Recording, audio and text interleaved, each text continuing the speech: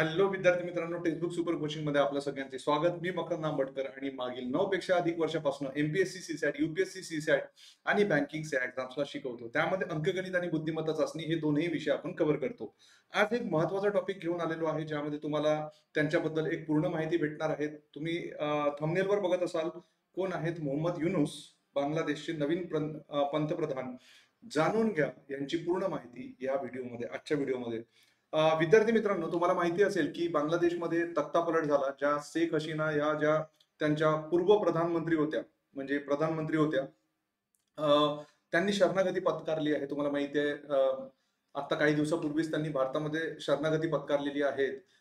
तर तिथे काय झालं, कसं काय, ही याची संपूर्ण माहिती आपण जाणून घेणार आहोत या व्हिडिओच्या मार्फत. तर विद्यार्थी मित्रांनो, सुरू करूया. त्यापूर्वी माझे या प्लॅटफॉर्मवर, म्हणजेच आपल्या टेक्स्टबुक या प्लॅटफॉर्मवर कोणते कोणते सेशन असतात त्याची एक थोडीशी मी तुम्हाला माहिती देतो.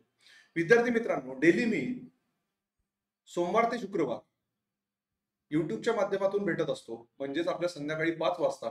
आता मी एक युट्यूबवर सिरीज चालवतो आहे, ज्याचं नाव आहे मोस्ट एक्सपेक्टेड मोस्ट रिपीटेड क्वेश्चनची सिरीज चालवत आहे. म्हणजे जे एक्झाम मध्ये रिपीट होतात, म्हणजे जिथे आपण राज्य सेवा आणि कंबाईनच्या एक्झामला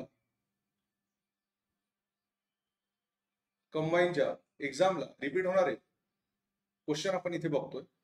ठीक आहे, ज्याची आपण शॉर्ट ट्रिकने टेक्निक सांगतोय की याला कसं सॉल्व्ह करायचं.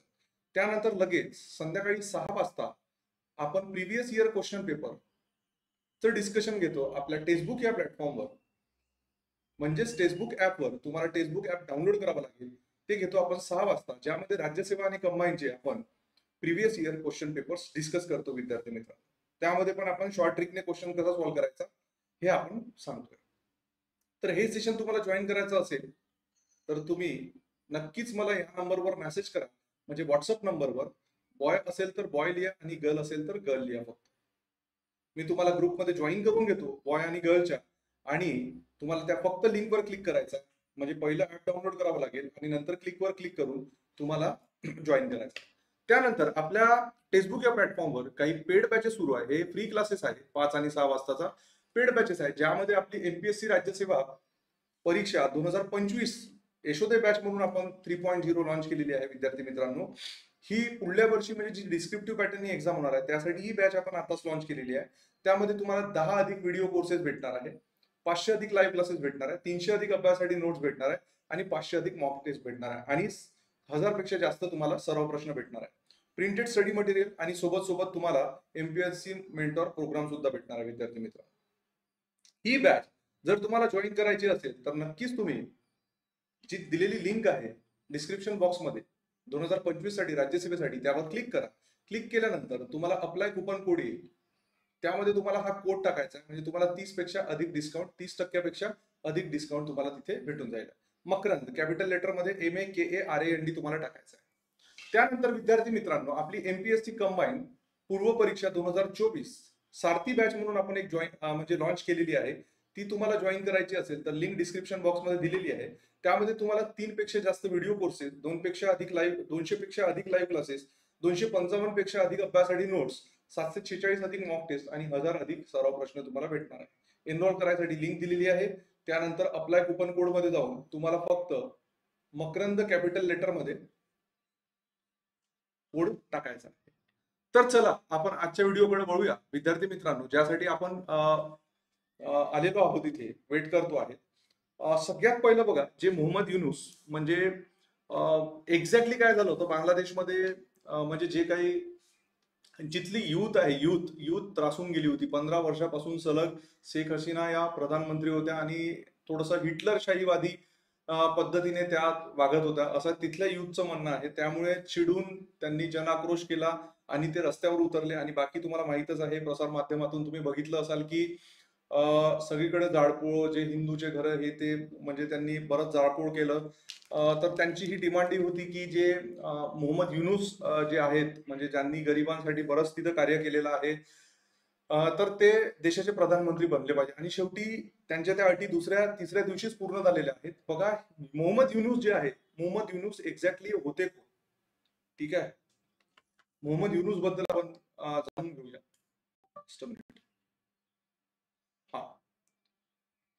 मोहम्मद युनूस विद्यार्थी मित्रांनो, तुम्ही बघत असाल यांचा जो जन्म आहे हा 28 जून 1940 ला झाला. ते बांगलादेशातील प्रसिद्ध, म्हणजे बघा किती पॉवरफुल व्यक्ती आहे, तुम्हाला लक्षात येईल आहे. ते बांगलादेशातील प्रसिद्ध अर्थशास्त्रज्ञ होते, ग्रामीण बँकेचे प्रणेते आणि 2006 मधील शांतता नोबेल पुरस्काराचे मानकरी, म्हणजे त्यांना नोबेल पुरस्कार सुद्धा भेटला आहे विद्यार्थी मित्रांनो. ठीक आहे, म्हणजे हे तुम्हाला करंट अफेअर्स मध्ये क्वेश्चन विचारेल की त्यांना कोणता पुरस्कार कितव्या साली भेटला असं वगैरे. त्यानंतर बघा, मोहम्मद यांना बँकर, सामाजिक उद्योजक आणि सामाजिक नेतृत्व सांभाळणारे राष्ट्रीय व आंतरराष्ट्रीय पातळीवर, म्हणजे असंच नाही, त्यांना राष्ट्रीय व आंतरराष्ट्रीय पातळीवर प्रभावी व्यक्तिमत्व म्हणून ओळखले जाते. त्यांचा जन्म चितगाम येथे झाला. त्यांचे प्राथमिक शिक्षण चटगाव येथे झाले. पुढील शिक्षणासाठी त्यांनी 1957 मध्ये ढाका विद्यापीठात प्रवेश घेऊन 1960 मध्ये यांना बँकर, सामाजिक उद्योजक आणि सामाजिक नेतृत्व सांभाळणारे राष्ट्रीय व आंतरराष्ट्रीय पातळीवर प्रभावी व्यक्तिमत्व म्हणून ओळखले जाते. त्यांचा जन्म चितगाम येथे झाला. तुम्ही यांचे जर स्पीच ऐकले असाल किंवा युट्यूबवर, किती म्हणजे स्ट्रॉंग व्यक्तिमत्व आहे हे लक्षात येईल, म्हणजे त्यांच्या बोलण्यातून ते जाणवतं. त्यांचे प्राथमिक शिक्षण चडगाव येथे झाले. पुढील शिक्षणासाठी त्यांनी 1957 मध्ये ढाका विद्यापीठात प्रवेश घेऊन 1960 मध्ये अर्थशास्त्रज्ञ विषयातील BA ही पदवी संपादन केली आणि त्यानंतर त्याच विषयात MA ही पदवी मिळवली. त्यानंतर त्यांनी 1969 मध्ये व्हॅन्डरबिल्ट विद्यापीठात प्रवेश घेऊन अर्थशास्त्रात PhD ही पदवी संपादन केली. बघा, याच्यावर सगळ्याच्यावर प्रश्न येऊ शकतात. पुढे त्यांनी मिडल टेनेसी स्टेट युनिव्हर्सिटीमध्ये अर्थशास्त्राचे सहाय्यक प्राध्यापक म्हणून काम केले. कालांतराने बांगलादेशात परतून चडगाव विद्यापीठात अर्थशास्त्र विभागाचे प्रमुख म्हणून त्यांनी कार्य केलेले आहे. त्यानंतर त्यांनी बघा गरिबांसाठी काय काय केलं. गरिबांसाठी त्यांनी बरंच भूमिका निभावल्या आहे विद्यार्थी मित्रांनो. मोहम्मद यांनी दारिद्र्य गरिबी निर्मूलनासाठी विशेष कार्य केले. त्यांच्या मते दारिद्र्य निर्मूलनासाठी बँका महत्वाची भूमिका बजावू शकतात. सध्या अस्तित्वात असलेली बँकिंग व्यवस्था ही श्रीमंतांसाठी कार्य करते. करेक्ट. जगभरातील बहुतांश गरिबी समाज आजही बँकिंग क्षेत्रापासून लांब आहे. दारिद्र्य निर्मूलनाचे उद्दिष्ट साध्य करायचे असल्यास गरिबांसाठी स्वतंत्र बँका स्थापण्याची गरज आहे. या विचारातून मोहम्मद यांनी 1883 मध्ये बांगलादेशात ग्रामीण बँकेची स्थापना केली, म्हणजे यांना ग्रामीण बँकेचे जनक सुद्धा म्हटले जाते. 1983 मध्ये त्यांनी ग्रामीण बँकेची स्थापना केली. हा खूप महत्वाचा पाया त्यांनी उचलला होता विद्यार्थी मित्रांनो. गरिबांसाठी त्यांनी ग्रामीण बँकेची स्थापना केली. गरिबांना गरिबीतून बाहेर काढण्यासाठी त्यांनी योग्य अटींवर कर्ज देऊन मदत करणे आणि चांगले आर्थिक तत्व शिकवणे हे त्यांचा मुख्य हेतू होता. तुम्ही पाहिलं असेल की GDP ग्रोथ बऱ्याचशा देशांपेक्षा बांगलादेशचा हा GDP ग्रोथ चांगला आहे. बँकिंग क्षेत्रापासून वंचित असलेल्या गरीब समाजाचे सक्षमीकरण करण्यासाठी त्यांना बँकाच्या लाभ क्षेत्रात आणले पाहिजे. कर्जाची परतफेड ही गरिबांकडून जास्त प्रमाणात होते, त्यामुळे त्यांच्यावर विश्वास ठेवून त्यांनी अधिकाधिक पतपुरवठा केला पाहिजे असे मोहम्मद यांचे मत आहे. त्याच्यानंतर त्यांनी काय केलं, त्यांनी चळवळी केल्या. बघा, मोहम्मद यांनी निस्वार्थ प्रयत्नांमुळे आज बांगलादेशातील ग्रामीण बँका यशस्वी झाल्याचे दिसून येतात. बांगलादेशात राबवण्यात आलेल्या ग्रामीण बँकेच्या चळवळीत 97% गरीब महिलांचा सहभाग होता. दिस इज व्हेरी इम्पॉर्टंट. या चळवळीत कर्जाच्या परतवाचे प्रमाण 99.6% इथे होते. म्हणजे जे काही कर्ज घ्यायचे त्याचे परतफेडही व्हायची, त्याचे टक्के किती होते? 99.6%. म्हणजे विचार करा, near to 100% my dear friend. या चळवळीत महिलांना परत पुरवठ्याबरोबरच आरोग्य विमा, भविष्य निर्वाह निधी, त्यांच्या मुलांसाठी शैक्षणिक कर्ज असे विविध उपक्रम राबवण्यात आले. म्हणजे किती ग्रेट माणूस आहे हे यातून लक्षात येतं. मोहम्मद यांनी ग्रामीण बँकांच्या माध्यमातून गरीबांना सहानुभूती दाखवण्याऐवजी त्यांना संधी उपलब्ध करून दिली. त्यांचा हा दृष्टिकोन केवळ बांगलादेशासाठीच नव्हता, तर इतर देशांमध्येही लाखो गरीब लोकांच्या फायद्यासाठी होता.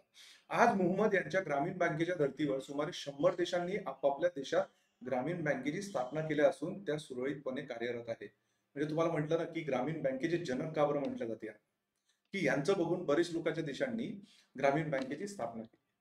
100 देशांनी, म्हणजे it's not a joke guys. Correct. कोणत्याही आर्थिक सुरक्षिततेशिवाय गरिबांना कर्ज देणे ही अशक्यप्राय कल्पना त्यांनी ग्रामीण बँकेच्या माध्यमातून सुरू करून सूक्ष्म कर्ज, ठीक आहे, ज्याला मायक्रो लोन्स म्हणतो आपण, ही संकल्पना विकसित केली. बँकिंग प्रणालीमध्ये ग्रामीण बँकेचा प्रयोग, सूक्ष्म वित्त पुरवठा, बचत गटाची चळवळ सामाजिक उद्योग या कार्यांबद्दल मुहम्मद यांना 2006 मध्ये नोबेल पारितोषिक या सर्वोच्च सन्मानाने गौरविण्यात आले. He is a very very great man. Muhammad हे एक प्रभावी व्यक्तिमत्व आहे. त्यांना दारिद्र्याचे उच्चाटन व्हावे आणि सामाजिक विकास साध्य व्हावे यासाठी अथक प्रयत्न केले आहेत. जगातील अन्य राज्यांनी बांगलादेशप्रमाणे गरिबांसाठी बँका प्रस्थापित केल्यानंतर त्या राज्यांचा आर्थिक व सामाजिक विकास होण्यासाठी मदत होऊन महिला सक्षमीकरण, वुमन एम्पॉवरमेंट ज्याला आपण म्हणतो, विकासासाठी निश्चित पोषक ठरतील असे त्यांनी मत व्यक्त केले. दी न्यू स्टेट्समन या ब्रिटिश बघा या नियतकालिकाने हा प्रश्न तुम्हाला विचारू शकतो. जगातील सर्वात प्रभावशाली व्यक्तींमध्ये मुहम्मद यांना 40वा क्रमांक दिलेला आहे. And this is very important guys. कितवा क्रमांक असं येऊ शकतं. त्यांनी अनेक लेख आणि म्हणजे पुस्तकेही प्रकाशित केलेली आहेत. ठीक आहे. त्यांच्या लिखाणामध्ये त्यांनी प्रामुख्याने गरिबी कमी करण्यावर तसेच गरिबांना बँकर, सूक्ष्म कर्ज, अर्थव्यवस्था यावर भर दिलेला दिसून येतो.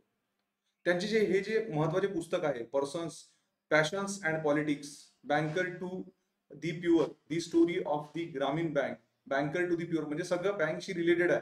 हे तुम्हाला विचारू शकतं. म्हणजे यात इयर्स पण दिलेलं आहे, मेन्शन केलेलं आहे. एकदा तुम्ही प्रॉपरली नोट्स मध्ये इन्क्लूड करावं. ठीक आहे. तर हे पण सुद्धा तुम्हाला एक्झाम मध्ये विचारू शकतं. मुहम्मद यांना त्यांच्या कल्पना, कार्य आणि प्रयत्नासाठी पुढील राष्ट्रीय व आंतरराष्ट्रीय पुरस्कार प्राप्त झाले. करेक्ट. रामन मॅगसेसे पुरस्कार, रामन मॅगसेसे पुरस्कार तुम्हाला माहिती असेल. मॅगसेसे पुरस्कार, ठीक आहे, आपल्या इंडियामध्ये पण बरेच लोकांना भेटलेला आहे. युएसचा स्वातंत्र्य दिन पुरस्कार, म्हणजे बघा किती ग्रेट. मोहम्मद शफदीन पुरस्कार, श्रीलंकेचा मानवतावादी पुरस्कार, युएसचा world food prize, Indira Gandhi शांतता पुरस्कार, सिडनीचा शांतता पुरस्कार, बांगलादेशचा सर्वोच्च पुरस्कार, राजा हुसेन मानवीय नेतृत्व पुरस्कार. म्हणजे हे सगळे पुरस्कार त्यांना देण्यात आलेले आहेत विद्यार्थी मित्रांनो. म्हणजे या पुरस्कारावरही तुमचा एक प्रश्न एक्झाम मध्ये राहू शकतो. दिस इज व्हेरी इम्पॉर्टंट. मुहम्मद यांना 20 देशातील विद्यापीठातून 50 मानद डॉक्टरेट पदव्यातून प्रदान करण्यात आल्या आहेत. ते युनायटेड नेशन्स फाउंडेशन बोर्डाचे सदस्य सुद्धा आहेत. त्यांच्या कार्याचा गौरव करीत बांगलादेश सरकारने त्यांचा फोटो असलेले स्टॅम्प काढले आहेत. त्याचे आजही सामाजिक कार्य सुरू आहे. म्हणजे तुम्ही विचार करा, असा जेव्हा ग्रेट मनुष्य जेव्हा देशाचा प्रधानमंत्री होतो, तर डेफिनेटली त्या देशाला पुढे जाण्यासाठी नक्कीच मदत होते. तर हा त्यांचा एक संपूर्ण कारकिर्दी आहे विद्यार्थी मित्रांनो. होप सो की तुम्ही याच्यातून नोट्स बनवाल प्रॉपर पद्धतीने, जे पॉइंट्स मी तुम्हाला सांगितले आहे. आणि डेली जसं मी तुम्हाला सांगितलंय की आपलं सेशन डेली 5 वाजता आपण युट्यूबच्या माध्यमातून भेटतो आणि डेली 6 वाजता आपण मास्टर क्लास म्हणजे फ्री क्लासच्या माध्यमातून भेटतो फेसबुक या प्लॅटफॉर्मवर. तर हे दोन्ही क्लास तुम्ही अंकगणित आणि बुद्धिमत्ता चाचणीसाठी करत चला, फ्रीच आहे. आणि जॉईन होण्यासाठी मला ह्या नंबरवर तुम्ही व्हॉट्सअपवर मेसेज टाका. बॉय असेल तर बॉय लिहून पाठवा, म्हणजे आपण दोघांचेही वेगवेगळे ग्रुप बनवलेले आहे. आणि गर्ल असेल तर गर्ल लिहून पाठवा. तर भेटूया पुन्हा अशा नवीन व्हिडिओसह. तोपर्यंत तुम्ही तुमची काळजी घ्या. थँक्यू व्हेरी मच गाईस.